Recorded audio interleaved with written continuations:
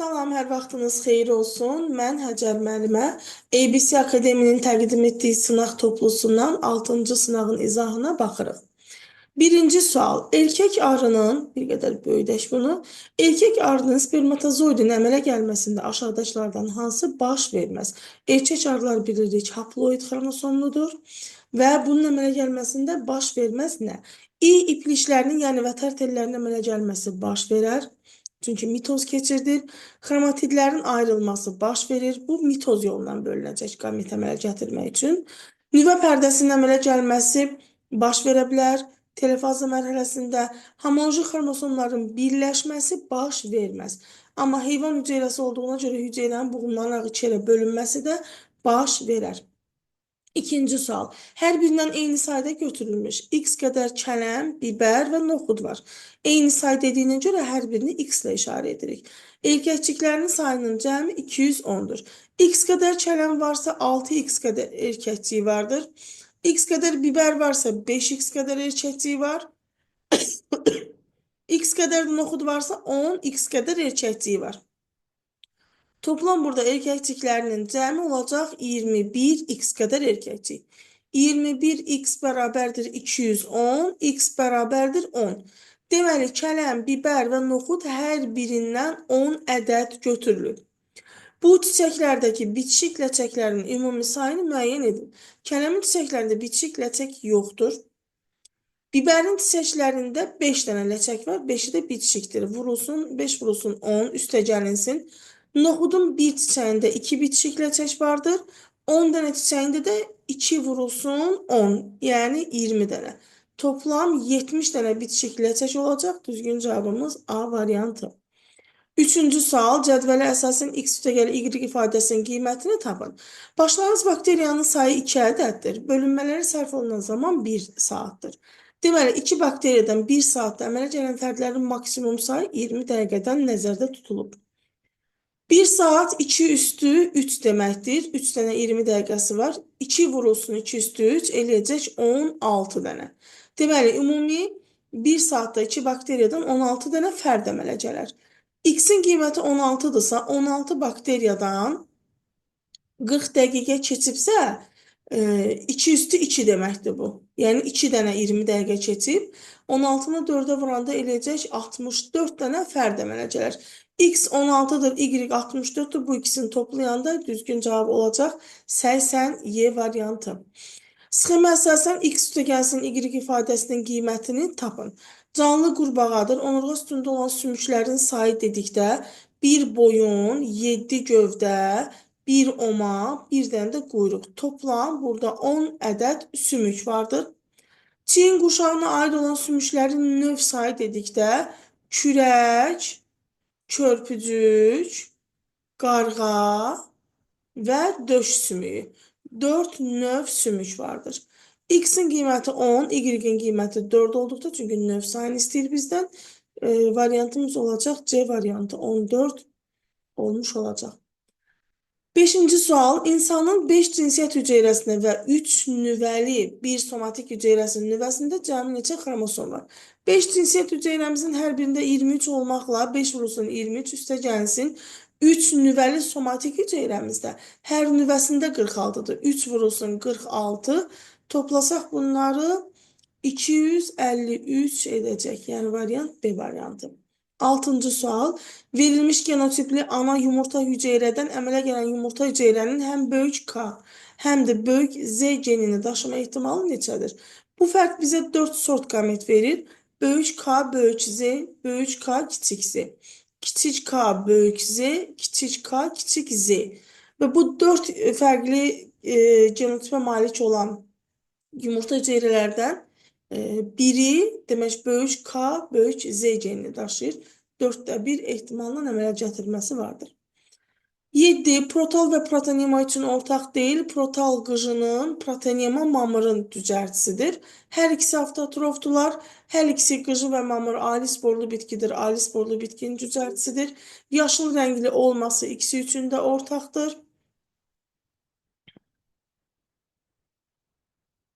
Lövhə şəkilli olması protalı üçün ortaqdır. Proteinema sap şəkillidir. Xloroplastlarda hər ikisi malikdir və fotosintez həyata keçirilir. 8. Göy çiçəyin səbətində 1000 ədəd çiçəkdə cəmi 4000 erkəkçik var. Göy çiçəyin çiçək düsturuna baxsanız K0, L5, Y5, D1-dir. Bir çiçəyində 5 erkəkçik var. 4000-i bölərəm 5-ə, 800 həqiqi çiçəyi var. Yəni boru şəkilli çiçəyi var deməkdir. 1000 dənə çiçəkdən 800 borudursa, deməli 200 dənəsi də qıf şəkilli olmuş olacaq. Və əgər boru şəkilli çiçəklərin maylanmasında 2800 hüceyrə iştirak edirsə, örtülü toxumlarda bir toxumun əmələ gəlməsində 4 hüceyrə iştirak edir. 2800-ü 4-ə böləndə 700 çiçək mayalanmışdır demək. 800 borunun 700-ü mayalanıbsa, 100 dənəsində mayalanma getməyib deyir. Və bu səbətin neçə çiçəyində meyvə əmələ gəlməz. 100 ədəd həqiqi, 200 ədəd də yalancı, toplam 300 çiçəyində meyvə əmələ gəlməz. 9. İnsanın sakit halda ağciyər alveollarından kapillyarlara keçən oksigenin miqdarı N olarsa, deməli alveoldan qana keçən oksigen 25 kub santimetrdir. N'in qiyməti 25-dir. Xaric edilən havanın tərkibində olan karbon qazı 20 kub santimetrdir. Miqdarını tapaq. N'in qiyməti 20-dirsə, 25-dirsə, 25-dən 20-ni almaq üçün ondan 5 vahid çıxmış olarıq. 10-cu sual. Zəncir otu, turp, noxud. Hansı mülahizəni verilən bitkilərin meyvə tiplərinin hər birinə aid etmək olar? Meyvə ləti quru olur. Zəncir otu toxumca meyvədir. Turp buynuz meyvədir. Noxud da paxla meyvədir. Bunların hər üçü quru meyvə tiplərdirlər. Ona görə düzgün cavabımız A variantıdır. 11. Şəkildəki bitki sfaqnumdur. Hansı fikir doğrudur? Yarpaqları hərə 2-3 cm böyümürdü. Bu ümumilikdə 1 il ərzində 2-3 cm böyüyürdü. Öz çəkisindən 4 yox, 20-25 dəfə çox sudurdu. Yetkin bitki təsvir edildiyinə görə rizoidləri yoxdur. Qametləri mitoz yolla əmələ gəlirmi? Bəli. Fərdin özü haploid olduğuna görə qametlərini mitozla yaradır. Canlı hüceyrələr su toplayıcı yox, ölü hüceyrələri su toplayıcıdır. 12. Bitkinin hansı toxuması gövdə, yarpaq saplağında, yarpaq damarlarında yerləşir, ona möhkəmlik verirsə, söhbət mexaniki toxumadan gedir. 13. Saplaqsız yarpaqlara, yəni oturaq yarpaqlarda deyə bilərik bunlara. Kətan, aqava, əzvar bunlar aid idi, qərənfil aid idi. Ona görə variantımız olacaq Y. 14. Ordovik geoloji dövründə quru mühitində neçə aləmin nümayəndələrinə rast gəlinir? Bakteriyalar ilk quruya çıxanlar idilər ki, bunlar proterozoida quruya çıxmışlar. Ordovikdə bitkilərdən pislofit və mamırlar və göbələşlər quruya çıxmışdılar. Toplam 3 aləmin nümayəndəsinə rast gəlinir. Ordovikdən sonra silur gəlir, silurda da heyvanlar quruya çıxmış olacaqlar. 15. X-in yerinə uyğun gələn ifadələri Euler-Venn diaqramında qeyd edin. Demək, göl ilbizi ilə anadonta verilmişdir. Bu ikisi üçün ortaq olan xüsusiyyət. Qəlsəmə, məsələn, göl ilbizində ağciyər tənəffüsü idi. Ümumiyyətlə, qarınayaqlar sinifində həm qəlsəmə tənəffüs edən canlılar var, həm də ağciyər tənəffüs edən canlılar var. Sadəcə bizim öyrəndiyimiz göl ilbizidir ki, onda qəlsəmə tənəffüsü deyildi. Qaraciyər bunun hər ikisində ortaqdır. İlk dəfə bunlar da əmələ gəlmişdir. Manti boşluğu tipin xarakteri xüsusiyyətidir. 2 qulaqçıqlı ürək bu anadontuya aiddir. Göl ilbizində bir qulaqçığı var idi. Ayaq, hər birində bir ədəd ayaq vardır. Ağciyərdə ancaq göl ilbizinə aiddir. Anadontada qəlsəmədir. 2, 3, 5 düzgün cavabımız olacaq D variantı. 16-cı sual. Kərtənkələnin yumurtalığının yetişmə zonasına daxil olan 8 hüceyrənin hər birinin genotipi böyük kiçiyə, böyük və kiçik B kimidir? Yetişmə zonasının sonunda əmələ gələn yönəldici cisimciklərin minimum neçəsi böyük A, böyük B genotipli olar? Deməli, 8 hüceyrə daxil olubsa, bir dəfə meyoz keçirdəndə 8-i 4-ə vuranda 32 hüceyrə əmələ gəlir. 32 hüceyrəni bu fərdin verdiyi genotip arasında bölsək. Böyük A böyük B 8, böyük A kiçik B 8, kiçik A böyük B 8 və kiçik A kiçik B 8 ədəd hər birindən hüceyrə alınır. Əgər ki 8 hüceyrə daxil olubsa, yumurtalıqdan gedir söhbət. Deməli, sonda 8 qamet əmələ gələr. Minimum dediyinə görə bu qametlərin hamısını böyük A, böyük B genotipdən götürsək, yerdə böyük A, böyük B genotipli digər fərd qalmayacaq. Ona görə də belə bir yönəlci cisimciyin əmələ gəlmə ehtimalı sıfırdır. 17. Şəkildəki çiçək qrupunda olan erkəkcik, dişicik və ləçək sayıları arasında hansı münasibət doğrudur? Şəkildə göy çiçəyi təsvir olunub. Çiçək düsturuna baxsaq, K0, L5, Y5, D1 həqiqi çiçəklərin, K0, L5, Y0, D0 isə yalançı çiçəklərin çiçək düsturudur. Hər birində eyni olan hissə ləçəkdir. İstər həqiqi, istər yalançı çiçəklərdə vardır. Ona görə də burada ən çox olacaq ləçək sayı. Erkəkcik sayıları 5 ədəddir erkəkcikdən və ondan sonra da ən az da olacaq dişicikdə, ondan da bir dənə olacaq. Düzgün cavabımız C variantı. 18. Endosperm hüceyrəsində 42 xromosomlu olan diploid erkək bitkinin tozcuğu. Dayanaq. Endosperm 3N'dir. 3N'i 42-dirsə, N'i bərabərdir 14. Deməli, bunun bir tozcuğu 14-dür. Yarpaq hüceyrəsində 42 xromosom olan diploid bitkinin dişiciyini tozlandırmışdır. Deməli, şeym kisəsini biz çəkirik dişi bitkiyə görə. Yarpaq hüceyrəsi diploiddir, ona görə mərkəzdə 42, yumurta hüceyrəsi də 21 olacaq. Və əmələ gələn hibridin dölsüzlüyü Karpachenko metodu ilə aradan qaldırılarsa, toxumun endosperm hüceyrəsində neçə xromosom olar? Endosperm mərkəzi hüceyrə ilə sperminin birləşməsindən əmələ gəlir. 42 mərkəzi hüceyrə üstə gəlsin 14 sperm eləyəcək 56. Bu dölsüz endospermdir. Karpachenko buna tətbiq etdikdə isə bunu 2 dəfə artırmış oluruq. O da 112 olacaq. 19. İnsan cəmi 8 yuxu fazasında yatdığını və fazaların maksimal davam etmə müddətini qəbul etsək, cəmi nə qədər yatıb? 8 faza yatıbsa, bunun 4-ü ləng yuxudur, 4-ü də tez yuxudur. Və fazaların maksimal davam etməsi deyirsə, 4 vurulsun 1,5, yəni 6 saat ləng yuxu kimi yatıb. Tez yuxuda isə demək 15 dəqiqədən 3 dənə fazanı, səhərə yaxın fazanın miqdarı artıraq 30 dəqiqədə olur. Bu da eləyəcək 1 saat 15 dəqiqədə tez yuxuda. 6 saat, bu da 1 saat 15 dəqiqə, toplam bu insan 7 saat 15 dəqiqə yatmış olur. 20. Xordalar tipinin nümayəndələrində pulcuqlu dəri ola bilməz. Niyə sürünənlərdə var, balıqlarda var. Zəhər vəsi ola bilməz, məsələn, ilanlarda var. Manti boşluğu ola bilər, manti ancaq mollyuskalara aiddir. Gözlər mütləq olmalıdır. Gözləri olmaya da bilər, məsələn, proteylər gözləri yox idi. Qurşaq sümükləri olmaya bilər, bəli, qurşaq sümükləri olmaya bilər. Məsələn, xordalar tipinin nümayəndəsi neştərçəni misal versək, qurşaq sümükləri yoxdur.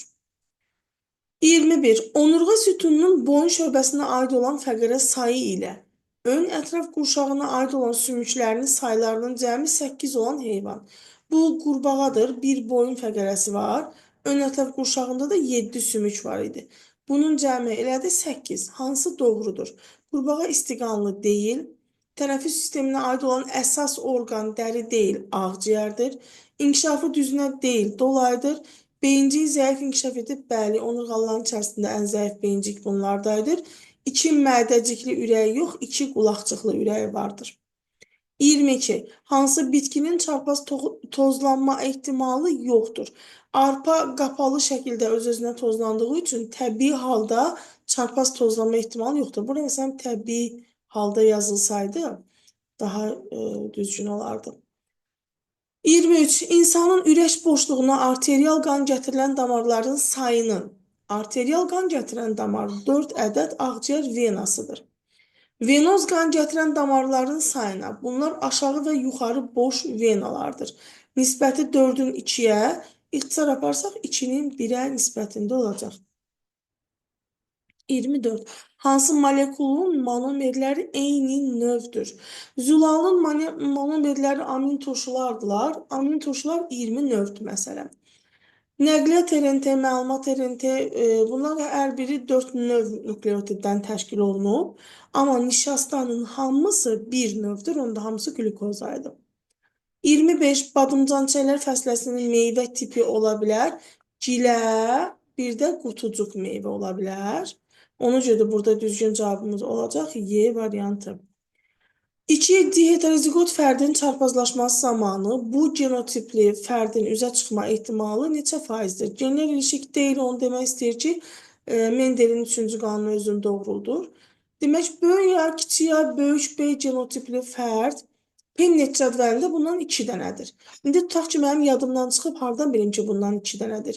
Bir əlamətə görə heterozigotluq varsa 2 sort gameti bu verir. Digər əlamətə görə homozigotluq varsa 1 sort da bu verir. 2 vur 1, 2 eləyir 2. Deməli, bu fərddən Pennet cədvəlində 2 ədəddir. Və 16 dənə kombinasiya 100%dirsə, onda bir fərdə düşən faizi tapsaz, 6 tam %25 edir. Bu rəqəmi yadınızda saxlayın. İki məsələlərdə uzun-uzadı yol getməyin. Hər bir fərdin əmələ gəlmə ehtimalı altdan %25 faizdir.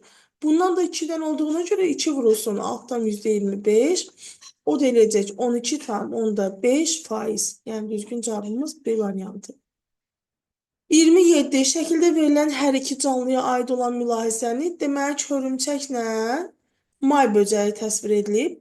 Qanı oksigen daşınmasında iştirak edir? Yox. Həşəratların qanı oksigen daşınmasında iştirak etmir. Hörümçəkdə edir. Hər ikisinə aid olan xüsusiyyət götürməlidir. Zəhər vəsi yoxdur, bu may böcəyindədir, amma hörümçəyin zəhər vəsi var axı. İnkişafı dolayı yolla gedir, bu məsələn may böcəyinə aiddir, hörümçək düzünədir. Bir cüt bığcığı olur, bu may böcəyidir, hörümçəyin bığcığı yoxdur. Ürəyi qarıncıqda yerləşir, hər ikisinə aid olan əlamətdir. 28. Aşağıdakılardan hansı şibiya tallumunda olmaya bilər? Şibiya tallumu göbələk və yosundan təşkil oluna bilər və göbələk və bakteriyadan təşkil oluna bilər. Ribosom bu canlıların hər birində var. Klorofil mütləq şəkildə ya yosunda ya da bakteriyada var. Nüvə mütləq göbələkdə var. Xromatofor, yəni göbələk mütləq var deyə hər ikisində rast gəlinir. Xromatofor əgər bakteriyanın simbiozudursa, onda olmaya bilər. Amma mitseli göbələyin özünə aiddir deyə mitseli mütləq hamısında rast gəlinir. 28. Başlanğıc sayı n qədər olan anaerob bakteriyaların fasiləsiz bölünməsi zamanı 3 saat ərzində A nöqtəsinə qədər dolub. Qabın B nöqtəsinə qədər dolması üçün neçə dəqiqə vaxt lazımdır? Deməli, 3 saat ərzində deyil, 3 saatımız 180 dəqiqədir. Tən yarıya qədər dolub. Növbəti 20 dəqiqə keçəndən sonra 2 dəfə artıb, yəni 400 milliyə qədər hamısı dolmuş olacaq. Deməli, bura qədər 180 dəqiqə ərzində gəlib dolub və buradan da digər hissəni tamamlaması üçün 2 dəfə artır axı həmişə. 20 dəqiqədə vaxt tələb olunur. Ona görə 180 üstünə 20 gələndə ümumilikdə qabdakı olan bakteriyaların sayının 400-ə çatması üçün 200 dəqiqə vaxt sərf olunar. 30. İnsanın ağız boşluğunda, mədəsində, nazik bağırsağında və yoğun bağırsağında olan mühitlər müvafiq olaraq hansılardır? Ağız boşluğunda mühit zəif qələvidir. Mədədə turş mühitdir. Nazik bağırsaqda qələvi mühitdir, güclü qələvidir. Yoğun bağırsaqda da zəif qələvi olacaq. Yəni düzgün cavabımız A variantı olacaq. 31. Aşağıdakı nəsl ağacında hər hansı bir əlamətə malik olan fərdlər rəngli olaraq göstərilmişdir. Verilənlərdən hansı bu əlaməti daha dəqiq xarakterizə edir? Autosom dominant dediyimizə görə, əgər bu fərdləri autosom dominant yazsaq, onda bunlar resessiv olmuş olarlar. Əgər resessiv olsaydılar, bunların dominant genotipli fərdi, övladı dünyaya gəlməzdir. Deməli, autosom dominant deyil. Autosom resessivi yoxlayaq. Məsələn, bunlar kiçik A-lardır. O zaman valideynlərin hər ikisi heterozigot imiş ki, kiçik A-lar üzə çıxıblar. Burada da məsələn, böyük kiçik var imiş, burada kiçik A-lardır ki, bunun da kiçik A genotipli fərdi doğulub. Və bu qızın da evləndiyi oğlan böyüyə kiçiyə imiş ki, onun həm böyüyə kiçiyə kimi sağlam, həm də kiçiyə kiçiyə kimi xəstə övladlar doğulub, yəni ilə autoson resessivdir. X-lə ilişikli dominantdır desəydi, məsələn, X-lə ilişikli dominant tutaq ki, burada üzə çıxmayıb, amma burada üzə çıxıb. Əgər belə bir xəstə qız doğulubsa, bunun 2 dənə X-i var. Deməli, atadan bir xəstə geni alıb, anadan bir xəstə geni. Amma ata burada rəngli verilmədiyinə görə atanın xəstə olduğunu demək mümkün deyil. 32. İnsanın 2 somatik və 4 cinsiyyət hüceyrəsində cəmi neçə cinsi xromosom olar? Bizim hüceyrələrimiz diploiddir, 2N-dir. 2N o deməkdir ki, onun hər xromosomundan 2 dənədir. Yəni, cinsiyyət xromosomlarından da 2 dənədir. Bir somatik hüceyrəmdə 2 dənədirsə, 2 somatik hüceyrə 2 vur 2, üstə gəlinsin. Cinsiyyət hüceyrələrimizi N deyə qeyd edirik. Bunun qarşısında 1 nəzərdə tutulur. Yəni, hər bir cinsiyyət hüceyrəsində 1 dənə cinsi xromosom var. O zaman 4 cinsiyyət hüceyrəsinin hər birində 1 dənə olanda cəmi 8 dənə cinsi xromosom olmuş olur. 33. Kəpənək, milçək, birə kimi həşəratların inkişafında sürfə mərhələsindən sonra deməli, yumurta, sürfə, pup, yetkin fərq gəlir. Sürfə mərhələsindən sonra gələn mərhələ pupdur. Düzgün cavab olacaq Y variantı. 34. Toxumluğun yetişmə zonasına daxil olmuş bir hüceyrədən sonda əmələ gələn spermatozoidlərdə cəmi 36 autosom var. Bir hüceyrə daxil olanda 4 dənə spermatozoid əmələ gəlir. Neçə hüceyrə imiş ki, 36 dənə autosom, yox, 4-ə bölərəm, birinci 4-ə bölərəm.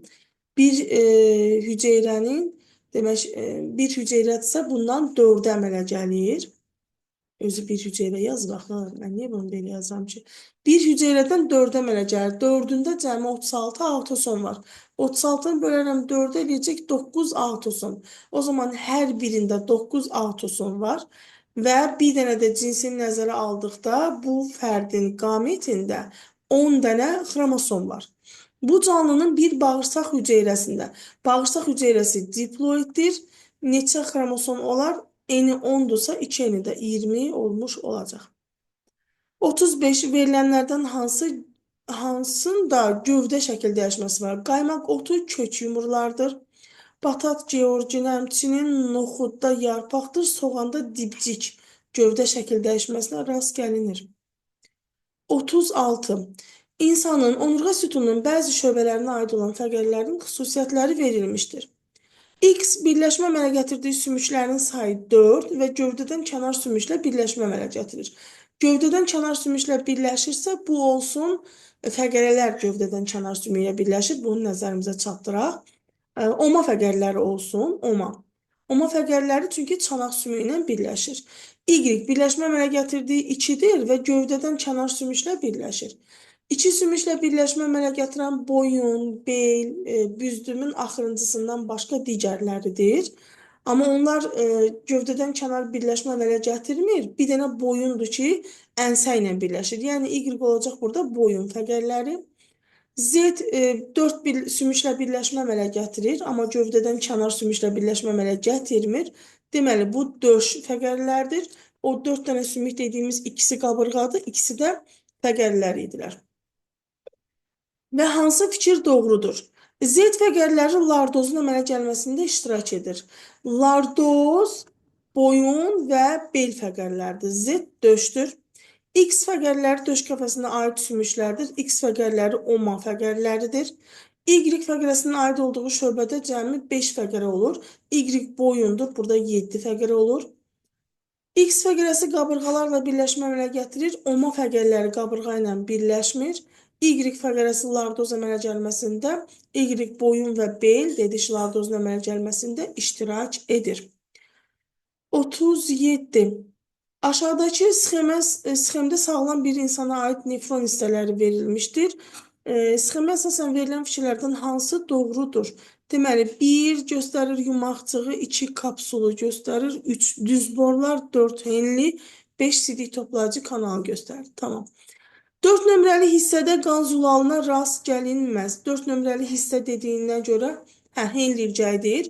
Burada qan zulalına rast gəlinməz. Çünki qan zulalları iridirlər, amin turşularına rast gəlmək olar. Yəni onlar kapilyar yumaqçıqdan keçib qədəyə bənzər kapsula gəlməzlər. Çünki iridirlər. Ona görə 1 doğrudur. 1 və 3 nömrəli hissədə mayenin tərkibi eynidir. 1 qanın özüdür, 3-dəki burada olan ilk sidikdir. Yaxındır desəydi bəlkə də hə, amma eyni dediyinə görə eyni deyil. Çünki qanın tərkibində qanın formal elementləri var, qanın iri zülalları var ki, onlar 3 nömrəli hissədə rast gəlinməz. 3 nömrəli hissədə 3 yox, 2 nömrəli hissədə qlükozaya rast gəlinər. Hə, qlükoza monomer olduğuna görə buradan süzülər. 5 nömrəli hissədə sidik cövhərinin miqdarı 3 nömrəli hissədən çox olur. 5 nömrəli hissədə sidik cövhərinin miqdarı deməzdim mən, qatılığı deyərdim. Miqdarı o demək ki, sidik cövhər burada artıb, amma sidik cövhərin əmələ gəldiyi yer qaraciyərdir də. Miqdarı yox, məncə qatılığı olsaydı daha düzgün olardı. Bunu da götürmək olar, çünki variantlara baxdım. 1-3 yoxdur, yəqin ki 1-3-4-dür cavab.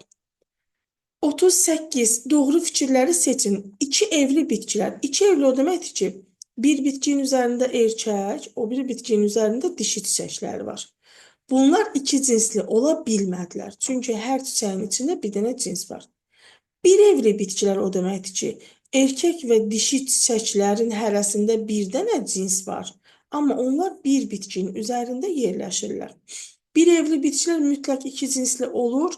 Bir evli bitkilər bir cinslidirlər. Mütləq yox. Bir cinsli də ola bilər, iki cinsli də. Bir evli bitkilər mütləq bir cinslidir. Bir evli bitkilər mütləq bir cinslidir. Yox. İki cinsli və yaxud da bir cinsli ola da bilər, olmaya da bilər. Yəni mütləq sözünə görə yanlışdır.